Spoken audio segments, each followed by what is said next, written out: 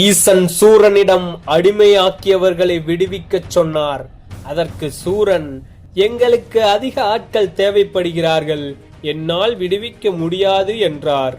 ஈசன், விடுவிக்கவில்லை என்றால் நானே அவர்களை, அதாவது உன்னை கொன்றுவிட்டு அவர்களை விடுவிப்பேன் என்றார். அதற்கு சூரன் சிரித்துக்கொண்டே, அதற்கு அவர்கள் இருக்க வேண்டும் அல்லவா, அனைவரையும் தீயிலிட்டு எரித்து விடுவேன் என்றார்.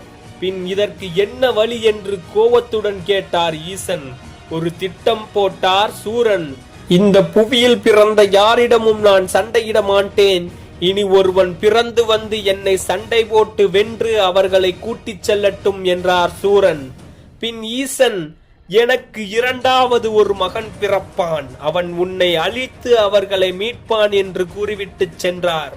பின் ஈஸ்வரி ஈசனிடம் என்ன கூறினார் என்பதை நம்ம அடுத்த வீடியோல பார்க்கலாம்.